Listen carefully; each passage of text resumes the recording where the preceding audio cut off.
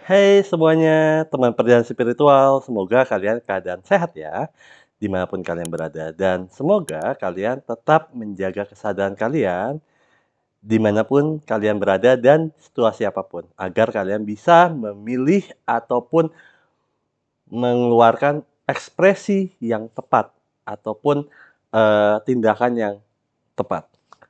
Hari ini kita kedatangan seorang komedian lagi nih. Dia bisa dikatakan, beliau bisa dikatakan salah satu legend lah di stand up komedian di Indonesia. Badannya besar banget. Kalau kita lihat nih ya, kalau nanti kalian nonton nih podcastnya nih bakal kayak duo gentong lah.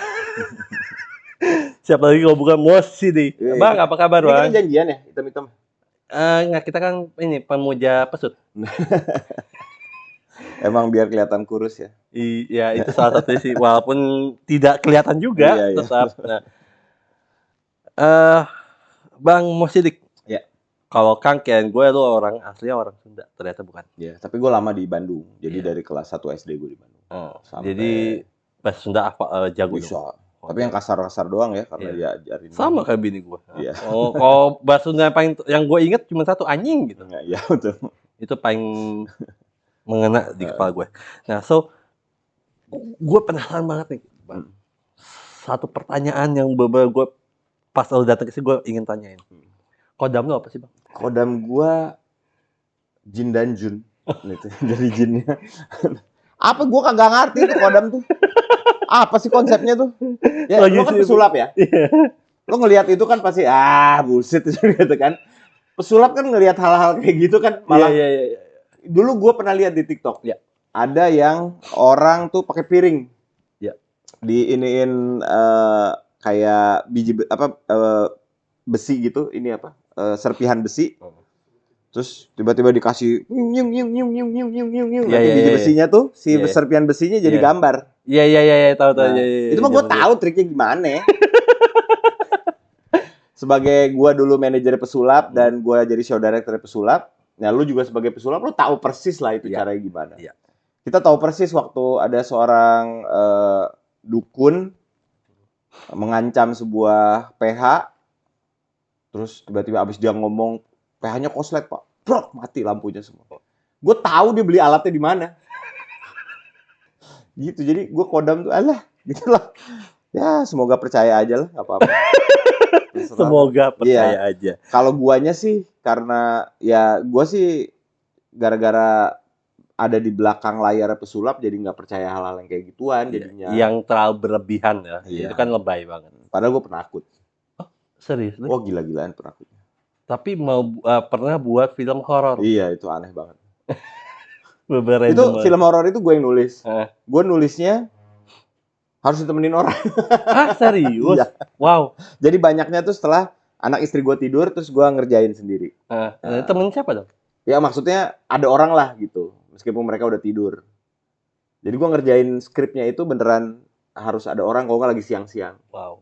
Cuman kan kadang-kadang revisi datang malam-malam kan. Bang Mo, revisi nih, gini. Waduh, gue kerjainnya udah gue buka laptop di sebelah anak-anak gue. BTW, kalau ngomongin tadi gagal kodam nih keinget. Terakhir itu si MK datang Muammar MK. Dia ternyata ngasih tahu kodam itu artinya, kalau bahasa Arab itu artinya ART atau pembantu. Oh. Gue baru tahu gitu mas. Oh gitu ya. Kodam lu apa, pembantu lu apa gitu. Gue baru tahu hal itu. Gue tuh dulu ingetnya katanya, gue nggak tahu siapa nih, nggak tahu Doif juga kali si hadisnya nggak ngerti ya. Gue ngerti, tapi gue pernah dengar dulu ada ustadz yang ngomong manusia itu lahir ke dunia membawa 2 malaikat dan 1 jin katanya. Gitu. Iya. Jangan-jangan si jinnya itu yang kodam. Iya. Kan 2 malaikatnya kiri kanan nih. Si jinnya kali kodam. Ini kita ngapain sih ngomongin kodam? Iya makanya gara-gara nggak ngomongin jin-jin ya. Ini kerjaan juga jin juga nih. Gue pernah jadi jin. Jadi dulu tuh ada Jin dan Jun tuh. Serius nih? Ada seriesnya kan. Yang reborn tapi. Oh iya. Yang bukan original aja dia ada reborn. Iya. Ya gue jadi jinnya. Masa gue jadi Jun? Iya enggak sih. Cuma maksudnya ya, dia menarik juga nih ingin mempertanyakan. Itu apa yang dirasakan ketika menjadi jinnya itu kan mesti zaman dulu mesti telanjang nggak sih tetap? Enggak. Udah kalau zaman dulu kan si kentung itu kan. Kalau kentung kan emang telanjang. Jadi itu jini kalau kentung. Kalau di Jin dan Jun nggak ada kentungnya. Iya ya? Iya. Gue lupa. Genie of Genie apa Tuyul dan Bayul? Tuyul dan Bayul ya. Iya. Tuyul dan Bayul. Iya, iya. Itu yang jadi kentungnya almarhum, gue lupa namanya siapa. Ronnie Dozer. Oh, Yang Ron Reborn, Jones. yang Reborn, Iya, yang ya. Reborn. Gitu, Wow. yang harus masuk ke sungai, ke danau, terus harus keluar perutnya. Untung gue nggak dapet yang itu. Lihat aja, cari di YouTube ada tuh gue. Ya boleh tuh. Masih Jin dan Jun. So ini deh agak random dikit nih pertama-tama nih ya. So aku itu tertarik banget Bang sama dirimu tentang perjalanan hidupmu, terutama perjalanan dunia stand up comedy. Ya. Nah, tadi kan sempat ngobrol sebelum syuting tadi itu kita ngobrol tentang perjalanan hidupmu awalnya mulai dari stand up comedy. Iya betul. Nah, sampai akhirnya katanya tadi istrimu yang Ngejebak. nyeblosin, Iya, ngejebak. Nah, awal mulai di belajar stand up comedy itu gimana sih? Gue itu memang suka nonton komedi. Gue tuh penyuka vlog-vlog Indonesia. Itu Oke. mulai dari Bing ya. Oh iya iya. Zamannya Bing. Terus gue punya kasetnya Benyamin. Ya. Benyamin Sueb. Iya, Benyamin Sueb itu kaset-kasetnya gue punya, lagu-lagunya. Terus gue suka Sri Mulat, gue suka Warkop. Kayaknya Warkop juga setiap filmnya juga gue nonton dulu waktu kecil. Kaset-kasetnya gue berkoleksi. Jadi terus sampai dewasa gue suka stand up comedy. Jadi gue mengkoleksi video-video atau DVD-DVD stand up comedy dari luar. Dia orang tuh kalau dari luar negeri datang mau beliin gue oleh-oleh, biasanya beli DVD stand up comedy gitu. Lanjut. Ya, nah istri gue tahu juga. Okay. Istri gue tahu. Jadi dia tahu bahwa gue memang hobi nonton stand up comedy. Cuman di Indonesia belum ada. Iya. Nah, waktu itu Suci 1, Kompas TV bikin audisi ke Bandung. Nah, gue pulang kantor. Terus sama istri gue nih, nomornya kamu tinggal ngambil nomor besok gitu, udah didaftarin. Iya. Terus kata gue, apa ini? Malam itu gue nulis materi. Tiba-tiba masuk, lolos. Wow. Di depan Om Indro tuh. Iya. Jurinya. Zaman dulu kan susah banget ya.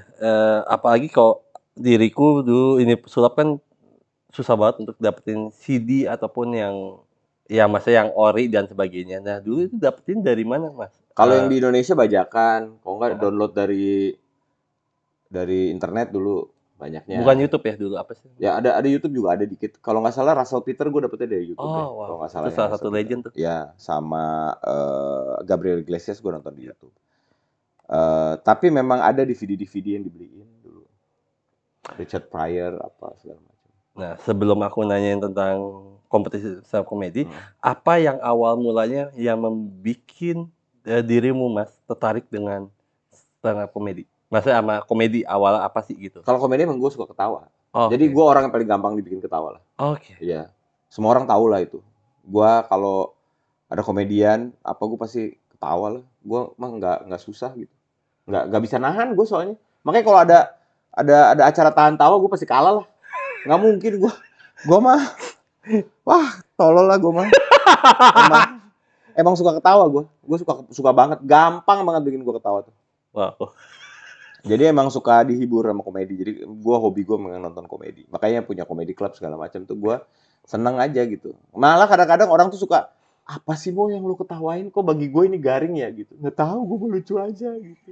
Iya. Berarti gue juga sama. Jadi jangan bikin gue sebagai standar lucu orang ya. Karena mungkin emang gak lucu tuh orang, guanya aja yang gampang ketawanya gitu. Seperti juri saat itu, pernah nggak? Kayaknya gue kan nggak pernah jadi juri. Gue pernah juri Suci apa segala macam, tapi lebih ke teknis. Tapi kalau ketawanya gue ketawa aja. Kadang-kadang ada orang yang nggak lucu gue ketawain karena saking nggak lucunya gue ketawa gitu. Ngapain ada nih orang di panggung lah, gitu apa ya? Segala macam ngapain sih di panggung? Gitu. Jadi gue dulu pernah jadi juri terus di setting mau agak galak ya gitu, nggak bisa gue. Ya paling kalau secara teknis gue bisa marah-marahin gitu, tapi secara lucu gak lucu kayaknya gue lucu semua gitu. Wow. Nah, berarti sebelum di stand up comedy juga tadi juga sempat cerita bahwa pernah di penyiar radio. Penyiar radio gue, radio di Bandung. Itu berapa lama? Lama, dari tahun 96. Hampir karir gue tuh on and off kalau dihitung-hitung 16 tahun. Oke. di radio ya. Ada pengalaman apa nggak sih yang menarik di radio? Radio itu karena gue gemuk Heeh. dan gue ngerasa gue nggak unattractive gitu ya. Mhm. Maksudnya gue oke lah lumayan gitu, tapi orang tuh nggak akan bisa jatuh cinta pada pandangan pertama sama gue. Oke, itu Jadi kan ngelihat gue tiba-tiba, oh naksir gitu nggak. oke. Biasanya orangnya harus mengenal gue segala macam. Jadi radio itu kayak apa ya, kayak media yang menurut gue cocok buat gue gitu. Karena gue berada di belakang layar, Oke. orang mendengarkan suara gue. Suara guanya kebetulan bagus. Suara gue tuh seksi kalau di radio. Oh, Jadi suara gue yang asli ditambah dengan amplifier dan segala macam terus nyampe ke radio tuh ganteng gitu loh. Suara gue tuh ganteng. Terkenal gue di Bandung tuh sebagai penyiar radio tuh suaranya emang ganteng. Jadi banyak yang salah sangka. wow. Datang ke radio terus, hah? Masa sih ini orangnya gitu? Dulu pernah ada yang ngirim kue balik, Serius? bawa kue, main cari ketemu Mo Sidik gitu. Mungkin di kepalanya Christian Sugiono gitu ya gitu. Gitu dia ketemu gue, ini saya Mo Sidik. Oh, serius lo ini Mo Sidik? Nah zaman dulu kalau sekarang kan lo mau lihat penyiar gampang ya. Heeh. Ada Instagramnya dan segala macam. Iya. Zaman dulu mana ada? Iya. Lo mau lihat fotonya di mana? Paling di website. Iya. Nggak ada dulu mah. Jadi ya gue seneng hidup di Era tersebut. era tersebut karena susah diakses. Iya. Iya. Itu lucu banget ya, maksudnya orang sampai beli kue spesial susah-susah gitu Karena ya, ngefans pas sama gua. dateng Nggak seperti yang dia expect. nah itu gimana tuh? Maksudnya Ya, orang gua itu sih- ngomong apa dan perasaan dirimu gimana, Mas? Enggak, dia nggak bilang apa-apa. Jadi bilang, oh Mas Sidik kaget terus pergi. Kuenya dibawa? Bawa. Itu masalahnya sih Oh, sebenarnya. shit. Ini Oh, kue-kue wow. kering ini nih. Kalau nggak salah gue inget tuh dulu. Di Radio Ardan. Gue siaran pagi kan. Salah gue juga sih. Gue kalau siaran pagi suka nggak mandi. Jadi emang kucel gitu. Jadi rata-rata penyiar radio gitu kan, kalau siaran pagi memang dia nggak prepare gimana banget. Iya, betul. Tapi kalau zaman sekarang ya karena dia live di TikTok lah, apa segala Iya. macam. Lo kalau lihat Radio Ardan nih, radio nomor 1 di Bandung. Penyiar ganteng-ganteng, cantik-cantik. Beda lah gitu. Tapi zaman gue juga ganteng-ganteng, cantik-cantik. Indra Herlambang itu Iya. seangkatan sama gue. Oh, wow. Ganteng. Iya. Iya. Si Coki Sitohang Oh iya, itu tahu. penyiar radio. Gantengnya, ya Allah. Nah, berarti dari penyiar radio dan stand up comedy itu sebenarnya kalau dilihat dunia yang kurang lebih mirip sama-sama dunia perform, right? Iya. Tetapi bedanya yang satu terlihat, yang satu Satu tidak nggak kelihatan, terlihat. betul. Nah, tadi sudah menanyakan tentang pengalaman di radio yang mungkin menurut gue sih itu cukup kurang ajar ya, yang datang ya, gitu Nah. ngasih kue dan balik lagi tuh rasanya namanya juga juga. kita juga kayak "Hah? Ada apa nih, ada apa?" Nah, so ke stand up comedy. Nah, awal mulanya itu kan katanya dirimu tadi sempat ini Mas, cerita sama kita bahwa sempat susah banget untuk menulis. Iya, ya. Nah, itu gimana akhirnya bisa menulis? Awal-awal berarti audisi ya? Audisi langsung lolos, right? Nah, itu awal gimana sih caranya bisa menulis? Abis itu benar-benar tulisan itu ternyata words dan lolos Oh, tuh iya. gimana sih caranya? Jadi begini, di dunia stand up comedy, ketika lo jadi stand up comedian, salah satu syaratnya adalah lo harus menulis. Oke. Joke lo harus ditulis. Oke. Ada beberapa stand up comedian yang tidak menulis, tapi itu mah apa ya? Itu mah exception lah gitu. Iya. Kayak Mongol gitu nggak pernah nulis. Oh, nggak pernah menulis dia? Ya nggak pernah. Oh, oke, wow. Tapi itu exception, maksudnya hampir 99,9% yang lainnya menulis. Gitu. Oh, Jadi oke. itu mah memang ciptaan Tuhan aja. Iya. Hiccups lah gitu. Jadi mau nggak mau harus nulis. Mau nggak mau harus nulis. Jadi gue belajar nulis habis itu. Biasanya gue kalau nulis zaman dulu karena gue jadi show directornya Abu Marlo, show directornya ada Tara Karda dulu, ada juga si Denny Darko. Gue suka nulis patternnya. Nah, lu tahu kan pattern apa? Iya. Ya. Buat yang nggak tahu pattern itu adalah omongan si komedian, pesulap yang sebenarnya nggak ada hubungannya sama pesulapnya. Iya. Jadi misalnya dia mau menebak kartu gitu. Ya. Nah, kita tuh harus bikin patternnya tuh. Wah, ceritalah tahun 1967, terus 1978 ada orang meninggal apa segala macam. Iya. Nah, itu tuh kita yang riset, kita yang bikin ceritanya. Oke. Nah, itu juga bekal. Jadi ketika gua stand up, gua belajar dari Raditya Dika, dari mentor-mentor gua, salah satunya Ramon Papana. Eh, Gimana cara bikin struktur apa segala macam, semakin seneng gua gitu. Oh, ini pakai mind map ya. Mind map tuh dipecahin jadi kayak gini. Terus gua ikutan workshop di Malaysia yang isinya adalah stand up comedian se-Asia waktu itu. Diajarin sama stand up comedian dari Inggris. Nah, itu yang Oh. titik balik gua di situ. Oh, wow. Nulis gue jauh lebih baik apa segala macam. Sampai sekarang, sampai detik ini, menulis komedi dan menulis stand up itu menjadi modal gue untuk bisa nulis film, pernah nulis sinetron, pernah nulis Oh, series. sinetron. Sinetron pernah zaman Boleh dulu. tahu nggak sinetron apa? Wah, jangan. Oke. Karena gue itu ghostwriter waktu itu. Jadi ada penulisnya, terkenal nih. Oke. Nah, kami tuh timnya 8 orang gitu. Kami yang kerja sebenarnya Oke, wow. gitu. Film, terus sekarang gue lagi bikin novel. Wow. Eh, nulis sinetron susah nggak sih? Maksudnya capek nggak sih? Karena kan Capek. itu kan Kalau sinetron memang paling capek. lebih Tapi secara ekonomi beda. terlalu terjamin lah. Hidup Ya, lo setahun terjamin. ya. Karena kan memang dia Ada terus terus. aja gitu-gitu. Tapi lo bisa jam 2 tiba-tiba datang. Ya. Harus lo kerjain. Nah, tadi ngomongin tadi ketemu apa itu dia tuh workshop atau something ya? Ya, workshop. Ya, workshop. Ketemu Comedy workshop. comedy workshop dan sebagainya itu setelah dari Suca ya tadi ya ngomong. Dari Suca. Jadi gue punya karir di Suca, karir berstand up comedy di Indonesia. 2 tahun abis itu gue memecah karir gue menjadi stand up comedy berbahasa Indonesia dan berbahasa Inggris. Oke. So, nah pertama kali yang aku mau tahu nih Mas, pertama kali ketika lolos, istrimu gimana ekspresinya? Iya, dia seneng kata dia mah orangnya berprestasi ya. Istri gue tuh orang berprestasi, kerjanya juara, gue tuh kan nggak pernah juara, gue kalau ikutan apa nggak pernah menang. Gitu. Oke. Kalau istri gue tuh kerja menang, dapat grant, dapat beasiswa dan segala macam. Istri gue tuh kerja kayak gitu, hebat lah. Jadi dia memang expect itu. Oh, menyamakan bajunya sama dengan Iya, orang. iya. Jadi kayak misalnya sekarang nih anak gue berprestasi, dia Oke. juara taekwondo apa segala macam. Nah itu istri gue yang mengencourage, yang melatih mentalnya segala macam. Guanya sih karena guanya nggak berprestasi, jadi gua tuh lebih gampang menerima kekalahan kayak gitu, Iya, menerima iya. kesalahan, menerima akibat dari konsekuensi gitu. Karena gua ekspektasi nggak tinggi. Nah, ini menarik nih dengan dirimu cerita Mas bahwa Mas Mo Sidik sama istri itu berbeda jauh. Ya kan. Nah, bagaimana awalnya itu bisa saling kan namanya pernikahan pasti mencocokkan dan saling mensinkronkan lah ya. Maksudnya dibilang 100% sama nggak mungkin. Sama sekali tidak mungkin karena aku juga nikah. Nah, itu bagaimana untuk menyamakan ataupun bisa menetralkan pola pikir atau sejajar dengan istrimu yang mungkin ini Mas, yang punya karya banyak, mempunyai prestasi yang banyak. Nah, itu gimana caranya tuh, Mas? Gua tuh sama istri tuh emang cocok. Oke. Jadi emang panci ada tutupnya gitu. Panci sama tutupnya.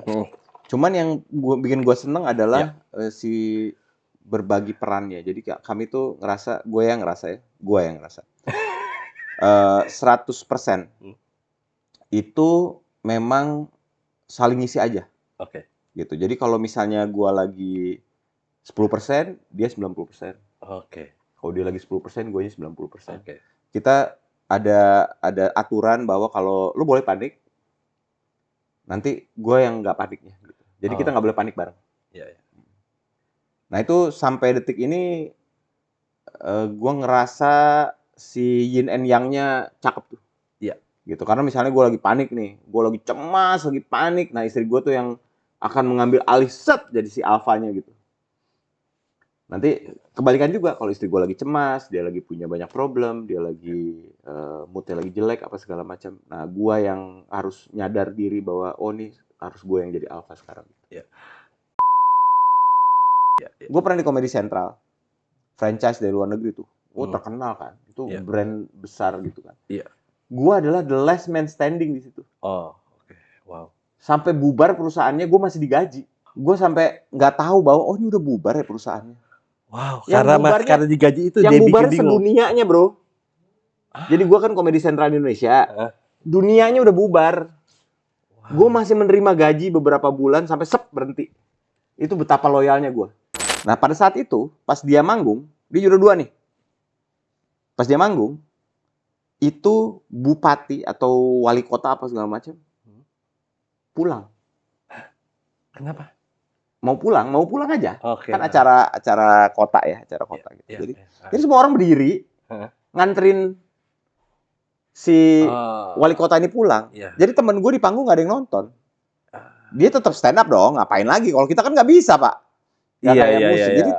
tetap perform, cuman memang jadi berkurang Iya. ketawanya. Udah Pasti. nih, udah turun.